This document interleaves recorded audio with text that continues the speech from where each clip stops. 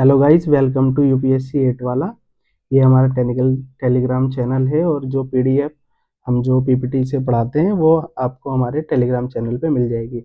इससे पहले गाइस मैंने डिस्कस किया था जीएसटी काउंसिल के बारे में, जो कि 56th मीटिंग हुई थी। आज मैं थोड़ा सा आपको बताने जा रहा हूँ, जो कि बहुत इंपॉर्टेंट टॉपिक है। इसमें यूपीएससी के चांसेस है कि वो क्वेश्चन इस पे प्रीलिम्स में पूछेगा, जो कि है आरआरबी। तो आज हम थोड़ा सा आरआरबी के बारे में जानते हैं। आरआरबी को जो स्टेब्लिश किया गया था वो गया था 1975 में on the recommendation of Narasimham working group. इन्होंने आरआरबी को बोला था क्योंकि आरआरबी जो बेसिकली बनाया गया था वो बनाया गया था कि रूरल एरिया के लिए, कि जो हमारे 90% जो भी बैंकिंग ब्रांचेस होगी आरआरबी की वो रूरल या फिर सेमी अर्बन एरियाज में होगी। इसके पर्पस के लिए इसके बनाया गया था। आरआरबी के थोड़े से हम ओनरशिप के बारे में जानते हैं। इसकी जो ये जॉइंटली ओन्ड होता है सेंट्रल गवर्नमेंट, स्टेट गवर्नमेंट और स्पॉन्सर कमर्शियल बैंक के द्वारा, लेकिन इसके जो स्टेक्स होते हैं वो ज्यादा होते हैं सेंट्रल गवर्नमेंट के पास। उसके बाद जो स्टेक होते हैं वो स्पॉन्सर कमर्शियल बैंक के पास, यानी जो भी कमर्शियल बैंक उसको स्पॉन्सर कर रहा होगा, फॉर एग्जाम्पल एसबीआई कर रहा है या पीएनबी कर रहा है, उसके पास 35% उसके स्टेक होते हैं। और उसके बाद होते हैं उसके स्टेट के पास, कि कौन से स्टेट में वो आरआरबी है, वो 15% होते हैं। लेकिन एक गाइस इसमें एक बात को आपको नोटिस करना है कि जो स्टेट गवर्नमेंट के जो स्टेक्स है उसको कम किया जा सकता है, पर on the approval of government of concern state. यानी अगर 15% है, इसको हमें कम करना है, तो ये इसके कम करने के लिए हमें परमिशन लेनी पड़ेगी स्टेट गवर्नमेंट से। और सेंटर और कमर्शियल बैंक के भी इसी तरह है। उससे अगर हमें कमर्शियल बैंक का स्टेक कम करना है तो उसमें आरबीआई की परमिशन लेनी पड़ेगी। ठीक है। उसके बाद हम थोड़ा सा जानते हैं इसके बारे में आरआरबी के, कि जो आरआरबी है वो टैक्स पर्पस में, यानी अगर उस पर टैक्स लगेगा तो वो कोऑपरेटिव सोसाइटी की तरह ट्रीट होगा as per the income tax act 1961। ठीक है। अब हाँ, तो एक मेन इंपॉर्टेंट मैं आपको बात बता दूं, जो आरआरबी होता है रीजनल रूरल बैंक, इस पर सीआरआर यानी कैश रिजर्व रेशियो और एसएलआर स्टैट्यूटरी लिक्विडिटी रेशियो, ये दोनों अप्लाई होता है। इसके बारे में आप थोड़ा सा पढ़ लेना, लेकिन मैं इतना बता देता हूँ कि ये दोनों आरआरबी पे अप्लाई होता है, सीआरआर और एसएलआर। ठीक है। और अब मैं आपको थोड़ा सा अभी की जो रिसेंट करंट अफेयर है उसके बारे में बताता हूँ, कि जो फोर्थ अमलगमेशन फेज था वो कंप्लीट हुआ है अभी। हमारी जो सेंट्रल गवर्नमेंट है वो चाहती है कि वन स्टेट वन आरआरबी रहे हर स्टेट में। तो अभी जो फोर्थ अमलगमेशन फेज हुआ है उसमें हमने क्या किया है कि 46 स्टेट और से हटा के हमने 26 आरआरबी कर दिए गए हैं, जो कि 26 स्टेट और 2 यूटीज में रहेंगे।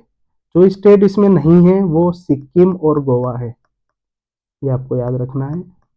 सिक्किम और गोवा में आरआरबी नहीं है। और जो यूटीज है वो जे एंड के और लद्दाख है। ठीक है। अब हम थोड़ा सा अमलगमेशन के बारे में जानते हैं। अमलगमेशन का मतलब होता है कि मर्ज करना, 2-3 आरआरबी को मर्ज करके एक आरआरबी बना देना।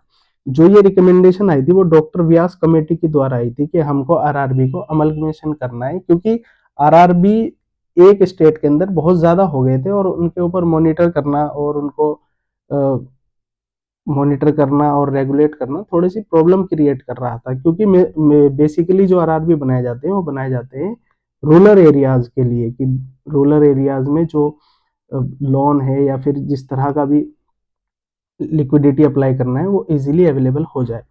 तो आरआरबी जो फॉर्म हुआ था वो मैंने आपको बताया 1975 में हुआ था, under the regional rural bank act 1976। और सीआरआर और एसएलआर के बारे में मैंने आपको बताया इसके बारे में। तो अभी जो आपको याद रखना वो इतना याद रखना है कि आरआरबी स्टैच्यूटरी बॉडी है, इसके स्टेक्स ओनरशिप याद रखनी है, सीआरआर और एसएलआर याद रखना है, और ये याद रखना है कि ये कौन सा फेज था और कौन सी कमेटी के रिकमेंडेशन पे इसको किया गया है। ठीक है। हाँ, अब इसमें जो इसकी रिक्वायरमेंट है जो आरआरबी होने के लिए, उसमें क्या होता है, must allocate 75% of adjusted net bank credit और credit equivalent of balance sheet exposure. इसमें एक आ गया कि जो PSL होता है, प्रायोरिटी सेक्टर लैंडिंग, वो RRB पे अप्लाई होती है 75%। यानी आप जितने भी आपके पास क्रेडिट है उसका 75% आप प्रायोरिटी सेक्टर लैंडिंग को देंगे। जैसे प्रायोरिटी सेक्टर लैंडिंग की एक शेड्यूल होता है, इसमें लिस्ट होती है, जैसे एग्रीकल्चर हो गया, मेन याद रखना होता है, उसमें आप पूरा याद नहीं कर पाओगे पर देखना होता है। और वीकर सेक्शन हो गया, for example women, self help group, ये आपको ये प्रायोरिटी सेक्टर लैंडिंग के अंदर आते हैं। ठीक है, अभी मैं आपको ये बता दूं कि जो RRB को रेगुलेट करते हैं वो जो इमीडिएट रेगुलेटर होता है, यानी जो इमीडिएट एक्शन लेगा, वो होता है NABARD, national bank for agriculture and rural development. ठीक है, और जो इमीडिएट रेगुलेटर तो ये होता है, पर जो अल्टीमेट रेगुलेटर होता है वो होता है RBI, सॉरी RBI, जो कि इसको बैंकिंग रेगुलेशन एक्ट 1949 के अंडर इसको रेगुलेट करता है। तो गाइज ये आज का हमारा टॉपिक था, तो मैं आपको बता दूं इसमें